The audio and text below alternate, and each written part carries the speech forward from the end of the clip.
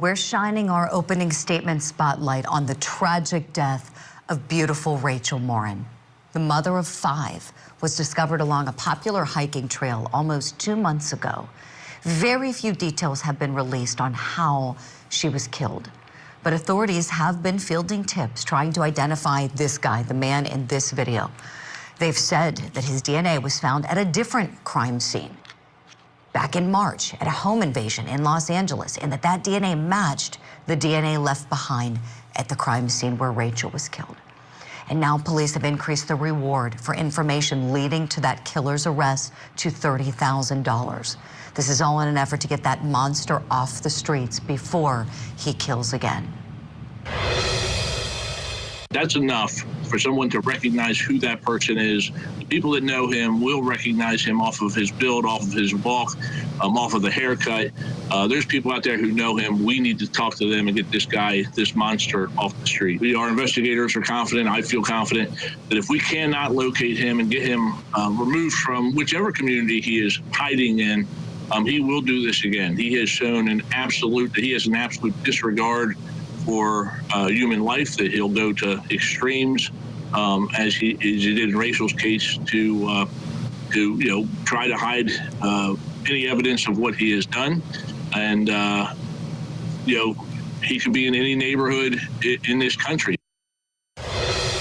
And for the very latest on where this investigation stands right now, we have Harford County Sheriff Jeff Gaylor joining us live this morning by phone. Sheriff, good morning to you. Tell us, are you any closer to locating the suspect?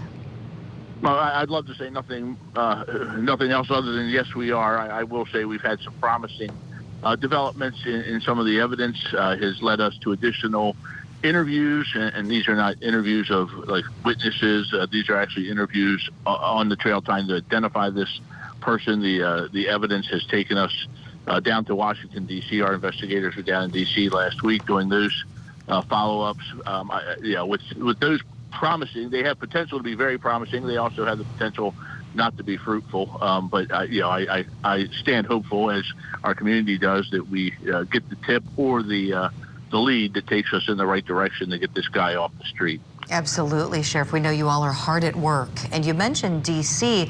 We at Court TV also understood that you spoke to someone in Chicago about a lead. What can you tell us about that, please? And again, and I know it's frustrating for listeners, for people who watch the program, that want to know more, and a lot of things in the case don't seem to make sense. But our investigators do continue to work this diligently, but we don't want to put in jeopardy the case that's eventually going to stand up against this guy. So, our investigators went out to Los Angeles first. They did interviews out there, hand in hand with the Los Angeles Police Department, and information that we gathered from out there led us on to Chicago, where our investigators went out there. These are not the sort of things you do over the phone. You do cold interviews and try to get to the bottom. And these are not suspect interviews that we were doing, but people tied to the incident in Los Angeles. And so the problem is we have DNA at 2 crime scenes that matches, but we don't know the identity of this person whose DNA it is. Correct. We were very fortunate that in that incident in Los Angeles, the police recovered several pieces of evidence related to their investigation, which is still an open and active investigation by that police department. So I'm limited on what I can say there. But they recovered evidence off of that DNA. When we submitted DNA from the homicide of Rachel, we got a hit in the federal system. Nothing in the state system. We got a hit in the federal system. So that the science helped us. And thank goodness that Ring video doorbell was preserved. But the science led us back to that case and be able to tie these 2 cases together. We know you're following up on all the tips. rmtips@harfordsheriff.org is where you can send them in.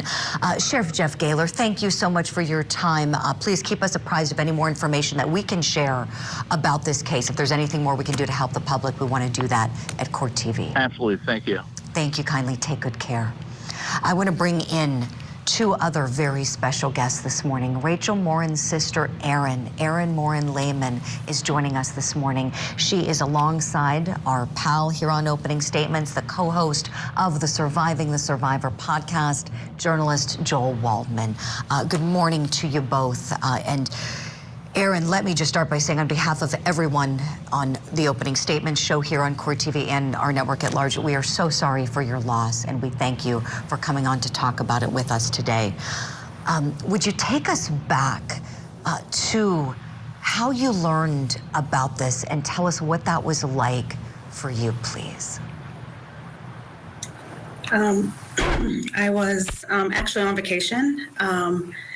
Not in town, and saw the Facebook post of Rachel, her being missing. And at first glance, I just was like, well, no, she probably just, just was out late the night before, and she'll come home. And then immediately, my stomach just got sick, and I was like, no, this is serious. So when we returned from vacation immediately that Sunday morning on August 6th, I went to the Ma and Pa Trail to go look for her. By the time I got there, it was already, police were there. It was already a crime scene. So I just had to sit there and wait about 45 minutes for the investigator to come, talk to us. So. Erin, we're so sorry. It's like a nightmare. It's like you've been living a nightmare. Totally. I understand that your family has enlisted the help of a criminal profiler to try to help you solve this case. Would you tell us about any leads that you've discovered through that work? With her, we're able to write up a flyer, and we actually went canvassing through the neighborhood and businesses locally to pass the flyer around to try to give some ideas of tips of who this guy might be, different traits, personalities. Then we discovered canvassing the neighborhood that there were some Hispanic communities that did not know this story was even happening. So we got it rewritten in Spanish. And again, we went out canvassing to make everybody aware and alert, be cautious of their surroundings, and that any tip, no matter how small, how they might think it's insignificant, could be a key factor to the missing puzzle to this case. We hope that any information will lead in the right place and lead to justice for your family and for Rachel, of course, Erin. Joel Waldman, I want to bring you in on this, please. You have been following this case closely since its inception, and we know that police believe that Rachel could have been randomly attacked while she was out on this trail. I'm curious, through your research and all the digging that you've done, does that seem to be the case to you, Joel? Good morning, Julie, and obviously our heartfelt condolences to Erin and the rest of her family. It does appear to be random from all accounts right now. There does not appear to be any connection, and I've been talking to family members, and I'm going to have Erin's brother, Nate, on the show today at 5 p.m. Eastern Time. We're going to talk to him extensively, as well as Rachel's, the father of Rachel's older children. But yeah, they're just very upset. They're a very resilient family, but frustrated, as one can understand. And this is why I got into true crime, to try to help these victims' families. They're just not getting the answers. I know you had Sheriff Gaylor on just now, who I'm sure is working diligently, but Erin can probably attest to this better than me. The family members that I've spoken to feel frustrated that they're not getting the necessary information, or for that matter, any information right now about where this investigation stands. Right, Joel. And when I look at that video, I think this guy's not a ghost. I mean, there's a person who did this. It's not like we have no idea. We know it's somebody. We know somewhat of what this guy looks like. They've got his DNA. This is a bad guy, a criminal who's committing crimes, invading homes, killing a beautiful mother of 5 children with her whole life ahead of her.